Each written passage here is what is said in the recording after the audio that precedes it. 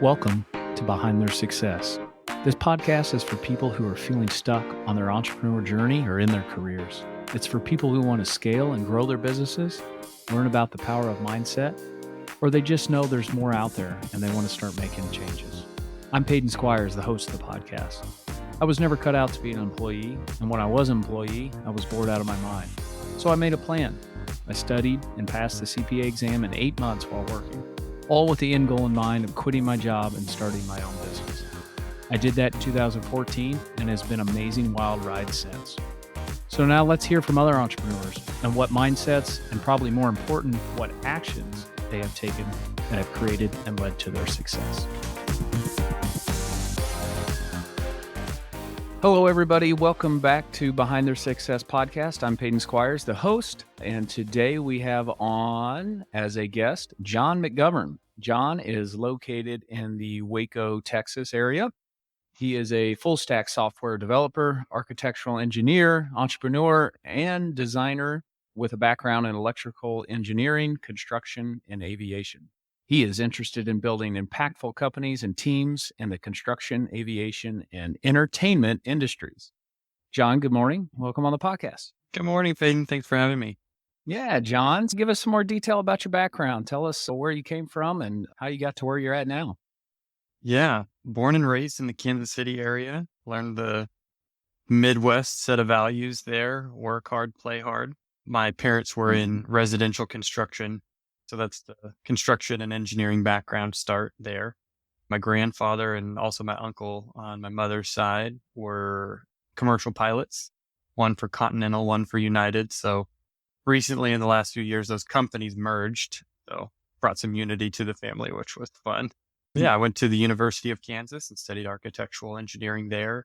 Graduated in 2009, which, if you remember, was not a great time for the economy or to be going into construction. Especially residential construction. I came out in 2010, same time frame. Yeah. I did not have good perspective then, but a little better now. As we were graduating, I just remember a lot of shaking heads from the leadership at the university. It was like, I'm sorry, guys, that you're graduating this year, but you'll make it, you know. Yeah, I took a job with Kiewit Power Constructors right out of college, working on electrical cost estimating and power systems on large industrial power plants. So like natural gas fired plants. And then also they were starting to do more renewable systems. And that's power systems was my focus in college. So anyway, I wasn't actually able to be a field engineer. They were backed up on projects. The economy was laid flat. So I was in the office working mostly on Microsoft Excel and saw a way to basically automate what the office was doing through linking and sorting and other functions. So I wrote that program for them. And then I really was out of a job because I just didn't have anything to do. What usually took us 6 hours was done in about 5 seconds. So I turned in my 2 weeks notice after being there about 6 months and then started my journey into the tech industry, programming and entrepreneurship. So from there, I got to start in doing natural language processing, learned JavaScript, did social media data analytics for a handful of years. So that was the case for a handful of years, and then did some tech programming for a music startup. All along the way, started getting back into construction. I started a construction company with my brother in Kansas City, which I ended up getting bought out of when I moved to California. Skipping a handful of things, so I just sat in tech for a while until I came here to Waco.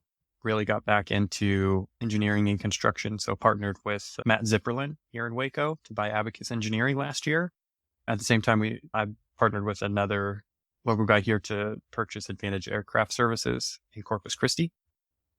And the two of those things are occupying the majority of my time, and then utilizing the skills in architecture and engineering to launch the Guardian Collective here in town, which is a co-working and car storage concept that we're bringing to the market.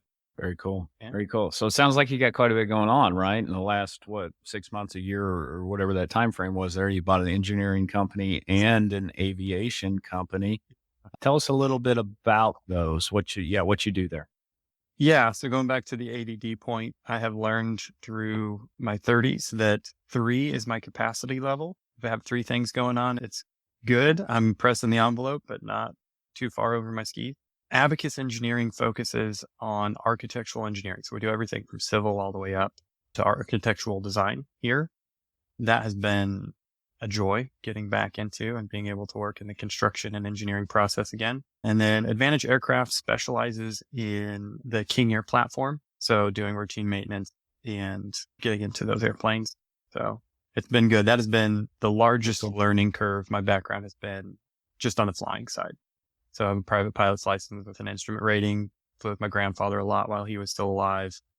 But lessons from him, the money to be made in aviation is on the services side. So starting to get in there. Yeah, not owning, right? Not necessarily owning the things. That can be a little tough. That's correct. Owning aircraft is expensive. No matter how you cut it, it can be very rewarding, both business wise and also personally, but costs dollars no matter how you do it. Yeah, that's right. I've had, in some of my ventures, I've had a few experiences on private planes. And yeah, I mean, the convenience is amazing. Yep. Just trying to figure it out financially, how to make it make sense at times can be a challenge, right? It's just got to be convenient enough for you, and you got to have the money that it just makes sense. Yeah. I listened to an interview.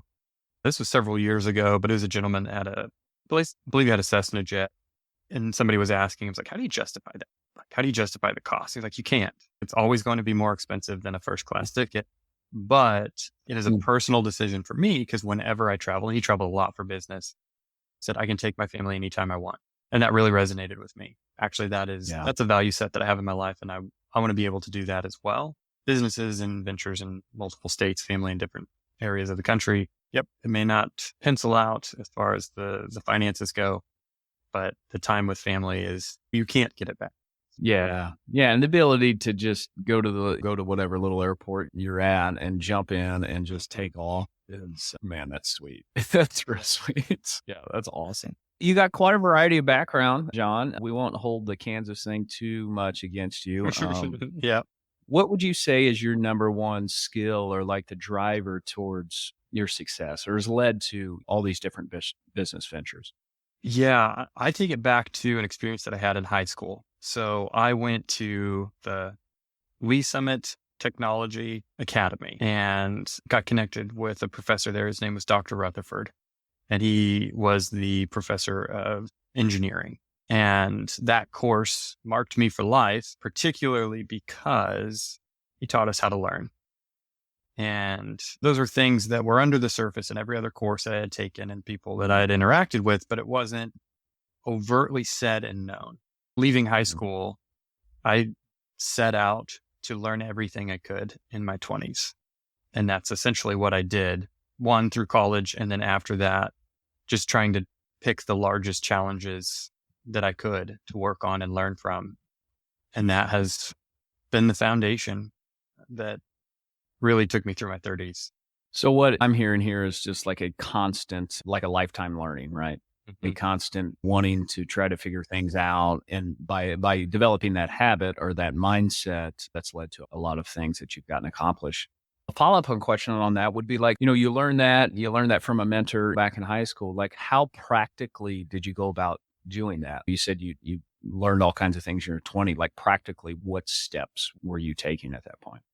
Yeah. So the first was with the decision for what to do for schooling. Now we're in a bit of a different environment. Most of the people I talk to, do I do college? Do I not do college? That's a much bigger question now than it was like when we were going through college. Like, you're going to college. That's just what's going to happen. Yeah, that was like, you're going to live under a bridge or you're going to college. So in that decision, it was to do a STEM program. So to go into engineering to learn about the practical world. And then past that, it really looked like exposing myself to difficulty in places and communities that were dedicated to learning and challenging themselves.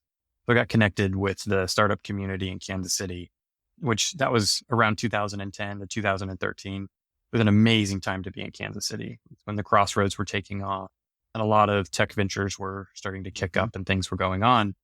So I would attribute to the decision to be part of the community that was challenging themselves. So with that, you have to participate and grow or you won't be able to stick around for very long. So surrounding yourself with people that are also dedicated. Yeah, that's huge. That's been a huge thing in my life too. Anytime I've taken big steps forward, it's being surrounded by a community of people Mm. and being around people that may even, you feel personally may even be intimidating to you, or someone that's, I don't know, you feel Yeah. like they're 10 steps ahead of you, and getting in that uncomfortable position to just be around all that.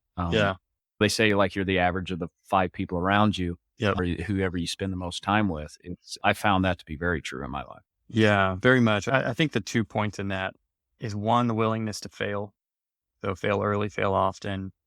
And then the other being able to, learn from people that have gone in front of you. So those challenging points, it's like when I started programming, I was taught how to program because I was around people. Like, it was YouTube University and a handful of things. And it was a lot of late hours of just reading things. But the way that it was unlocked for me is because there was a business partner that I had. His name is Aaron Mars, still a great friend to today, but he unlocked JavaScript for me. And so, when people ask now, they're like, okay, well, how did you get started in programming? And I tell them kind of the story like, okay, so you're self-taught. It's an easy way to like summarize a whole lot of things, but it doesn't feel fully accurate. Because first, like the first code that I wrote, it was a lot of failure and a lot of like humble pie, but also, no, there's people that are there that help unlock that no matter how you get it done, whether it's a university or an instructor on YouTube that's just recording sessions. But it helps a ton when you have somebody in the flesh that you can go partner with and learn something new. Yeah, that's so true. Like none of us can do really anything 100% by ourselves, right? There's always some output and some influence from the people around you. So that's why it's so important to guard the people you're spending time with. And then also just even you talking about what you watch on YouTube or different things like that is really, man, pay attention to what you're feeding in your mind, man. Is it a positive thing? Is it a negative thing? That stuff affects us so much more than we even realize. Right? Absolutely. And I think in my journey, just the understanding of how we take our thoughts captive, that is, and has been very crucial. So for me, I've always been a bit of a visionary, going all the way back to working for Kiewit. How that software came about was from a team meeting. I had seen what we were doing. We had 5,000 plus line spreadsheets that was tracking all the items that are going into a job. At that time, I took one programming course in college. It was like intro to C++. It was like next to nothing. I knew very little about anything programming wise at that time. But I asked our program director, hey, this seems like it would be best suited for a database. Why are we doing this in Excel?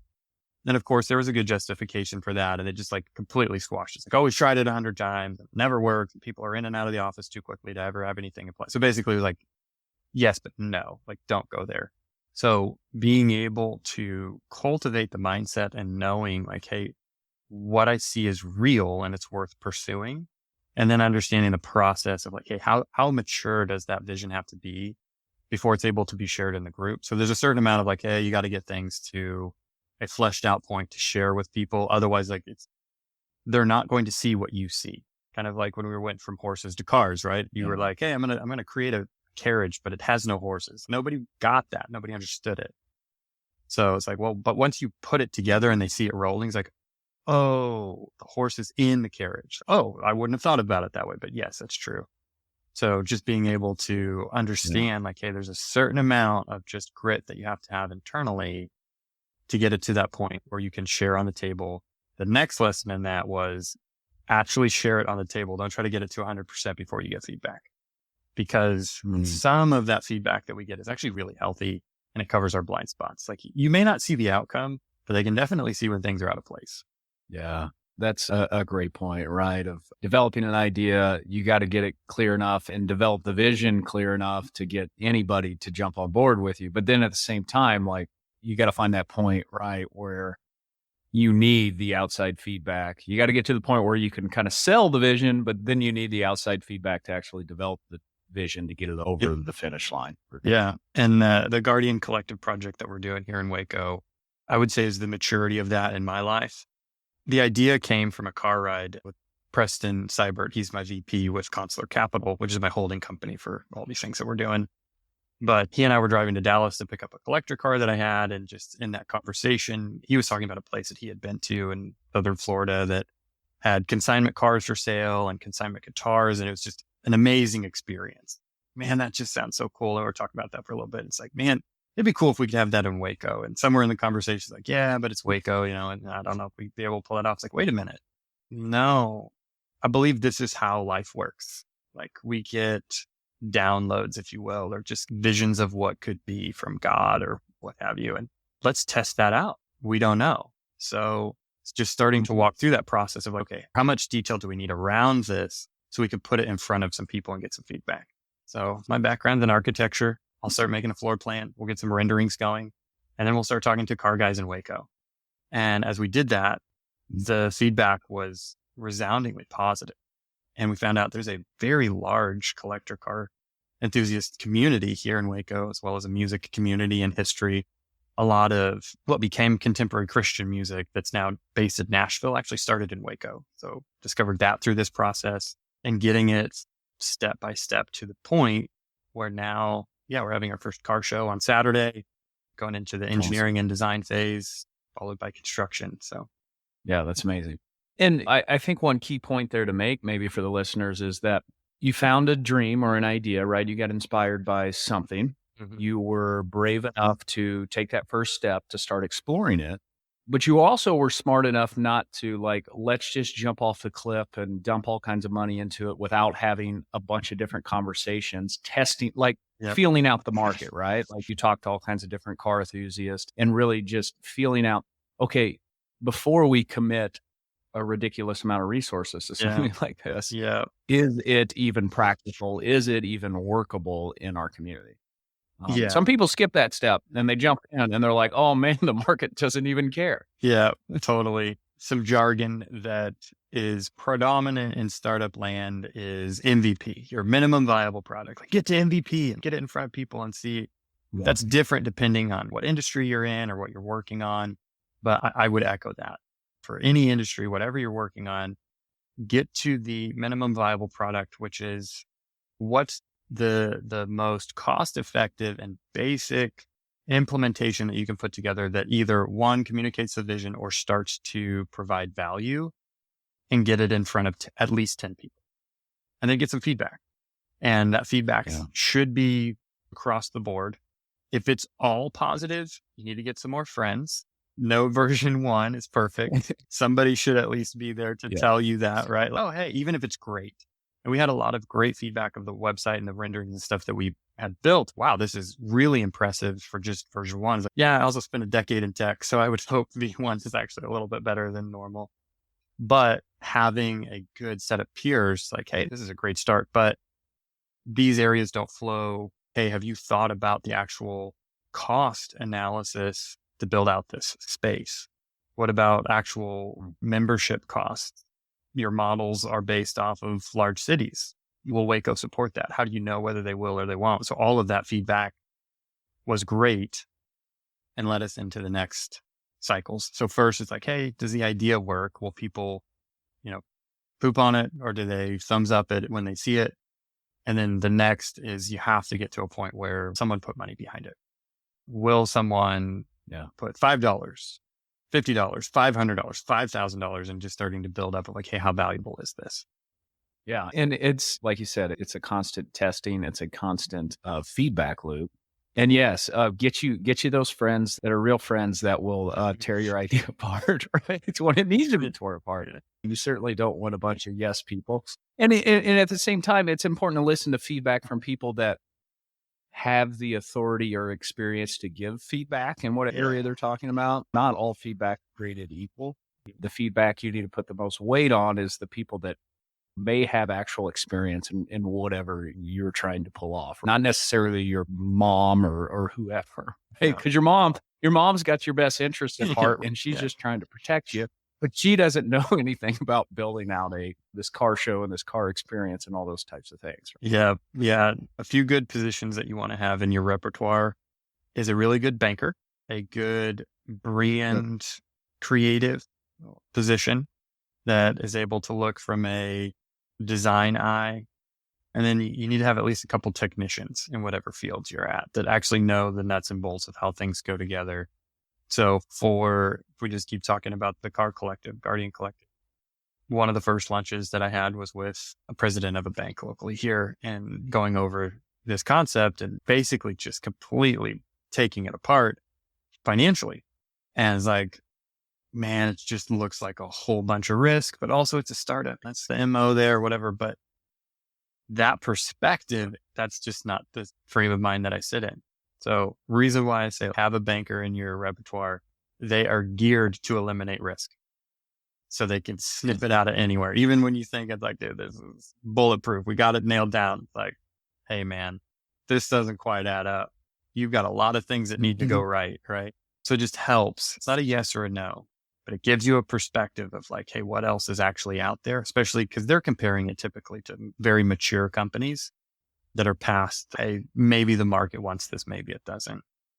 And then a branding expert gives you that feedback like, hey, how ugly is my baby? I think he's beautiful, but actually, on the scale of things, this may not fly in the market. Yeah. And, like working with thousands of entrepreneurs over the years, that like that relationship with banks is always an interesting one, right? Mm-hmm. And there's a push and pull there, and a good push and pull between entrepreneurs and banks. It's the banks, they're looking at risk, and the guys typically inside the banks aren't never been in your position as the entrepreneur. And then the entrepreneur has never been in the bank's position.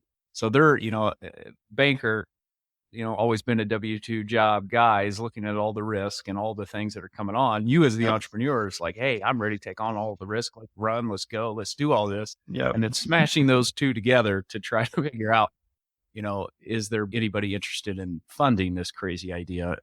It's kind of an interesting conversation. Yeah. It for me, it feels like rock climbing. So the actual rock climber can't have his head in the statistics of the probability of his gear failing. Like when you're on the rock face, if you're thinking about all the different ways your gear is going to fail, you're not making the next hold. But on the other end, if the designer, the engineer of the gear is not thinking about those things and just thinking about the next hold, that gear is going to fail. So you have to be able to have people in both of those seats. Like one guy, it's like, hey, as the entrepreneur, like you cannot be thinking, at least primarily from the risk seat. You have to just be looking at the jump that it's going to take to get there. But you need somebody else that's like bringing that in and helping ground it when it's needed. So the dance. Yeah, that's a great point. Yeah, it's a dance. So John, tell me about like, what's the best decision you've made along your journey here through all your different ventures? What would you credit as the best decision? Man, that's a really good question. I think there's a handful that compound. Being aggressive in my early 20s and setting out to solve the biggest problem I could, which is when I got into tech. I think that is what I would credit the biggest benefit. When you say aggressive, what do you mean by that? So going back to Kiewit, I had just left Kiewit, didn't necessarily know what I was going to be doing. I was actually working with my parents running a furniture store and programming, trying to learn things on the side, and got to meet Aaron Mars, who I mentioned earlier. And he was already working on this natural language processing project. And I had experience writing trading algorithms, but nothing actually programming and analytics wise and stuff. So he invited me to join the project, which was way outside my skill set at the time. I am not qualified to do that, but it was the biggest problem I could endeavor to solve at the time. And back at that point, that was like 2011. That was just at the beginning of, oh, wait a minute. Twitter kind of has some sort of impact on the stock market.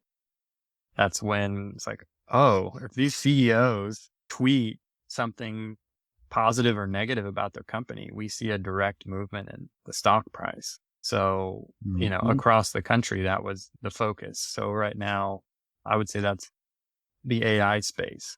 So it'd be the equivalence of just, I know nothing about AI, but I'm just going to hop in and start writing models. In doing that, it was just exercising the muscle of jumping into the unknown. That's good. You were about a decade ahead of that Twitter thing, right? Once you got into the old meme stocks and the crypto stuff in 2021, everybody saw how effective Twitter was at moving markets, right? Yeah. Yeah. I think a fun anecdotal story, we got to do some presentations at some startup events, including the Global Entrepreneurship Week, but nobody knew what we were doing. Like no one understood. No one had the even nomenclature for it. So when we're talking about bigrams and ngrams and natural language processing, people like, wait, what? Like you can tell how people feel by a sentence on the internet. It's like, yep, you can. So seeing that mature from the inside was really cool. So going all the way back to the beginning, John, what piece of advice would you give yourself, John? If you go back and talk to the guy that's coming out of, say, maybe undergrad, from your perspective now, what would you tell him? I would apply Rich Dad, Poor Dad. I would have grinded at the job a little bit longer with Kiewit. The advice I would give back to myself, you don't have a problem being froggy. You have a problem being sticky. So work on that. Because I think the norm in communication, most of the things going across the airwaves, it's like, take risks, be okay with taking some risks, especially when you're young. And that was not my problem. My problem was like, dude, I'm all about the risks. I'm all about learning all the things and like getting after it. Like, hey, actually, instead of leaving it 6 months, leave it a year. There's not just more that you learn there. But I mean, I was living with my parents. I was stashing away cash. I had a house in Lawrence, close to a school there in Kansas. So I sold the house, took all my cash to pay off the school debt so I'd be free to just go learn. And that 26 months feels like an eternity. But another 6 months, I would have kept the house, paid off the school, and had residual income, like passive income already rolling. Yeah, I tell you, you make the point about Rich Dad, Poor Dad. That's anytime anybody approaches me that like really doesn't have much experience or like, hey, where do I start on a financial journey? That's the first book I always recommend. I think it can be so eye-opening to a lot of people, almost like the scales fall from their eyes. They're like, whoa, okay, I kind of see the game that all these people are trying to play, right? Yeah. I was now couple that with The Richest Man in Babylon. I didn't find that book until I was like mid-30s. Yep. And it's like, God, it's so simple. Yes, every time you get money in, squirrel away 10%. And it doesn't matter whether it's $1 or $100,000. Like you build that over time, and it's the discipline that then feeds into the cycle that Rich Dad talks about in his books. Yeah. Yeah. And it's all habit. It's all behavioral choices. Once you kind of understand that and start that habit, obviously the earlier the better, but like even starting it later, give it a decade and let it compound and just follow those habits for, as long as possible. And the payoffs are huge. Yep. Yeah. The incremental change over time is amazing. And I think, so for me, as I'm looking and taking inventory of what are the best things that I've done and what are the things that I would be improving, when I am focused on the long arc of what I'm doing versus like the immediate impact, the outcome's always better. So the last year in closing on these two businesses and getting the Guardian Collective up off the ground, man, it has been a roller coaster. It's crazy. So I was CTO for a tech company when all that started. Company didn't make their funding round. So I was no longer a CTO. I no longer had that income. I still had to figure out how to close on the businesses. In the meantime, we're burning savings and value in different things. And it's like, oh, shoot. So in the moment, like, this is stupid. Like, you're spending so much money, go get a job. But when I'm looking at 5, 10, 15 years out, like, what am I working towards? Okay, if I accomplish this goal, I'm going to look back in 5 years. I'm going to say, wow, that was a little tough spot there. But when I look at the whole arc, like, I have time freedom and I have freedom of capital to actually be able to engage with my kids, to accomplish the things that I've set out to do since I was younger. Or I can freak out and look at the immediate pain, be like, I got to stop the bleeding and I'm going and getting a job. Yeah. And that's in many ways, I can relate to that. I mean, in the last 12 months, I've done similar of merging businesses and making some moves myself that in a 1 to 2 year time frame, it's certainly, I'll have less money than I would have not doing that. Yeah. But it's keeping that 5 to 10 years, right, where we're building this bigger machine that is going to be in so much better place for me personally, like you said, with time and the capital to be able to do the things I want to do with me and my family, for sure. Yeah, that's exactly right. So, John, what's the best way people can connect with you, man? They like what they hear, talking to you, maybe want to go down to Waco and check out a car show. Yeah. Guardian.collective on Instagram, and then consularcapital.com, or the holding company. It's got information on all the companies that we have and people that we've helped, done some consulting and stuff across the board there. And then, always looking to connect with other entrepreneurs. My email is john@consularcapital.com. Try to get back to everybody that sends me a message. But the public facing portion of what we're doing is the Guardian Collective, and try to run most of that through Instagram and our website. So guardian-collective.com for that. That's awesome, John, buddy. I appreciate you coming on the show today, listeners. I hope you got a lot of value here, and we will check you out next time. Thanks. Thanks, Peyton. Thank you so much for listening to the podcast. If you found it valuable, please rate, review, and share it. That is the best way to help us build this and reach more people, as we're trying to accomplish our goal of help creating more healthy, wealthy, and wise entrepreneurs. You can follow us on social media by searching for me, Peyton Squires, or going to PeytonSquires.com. On the website and social media, we're always sharing tips of personal growth, and there we can actually interact. I'm looking forward to it. Thanks, guys.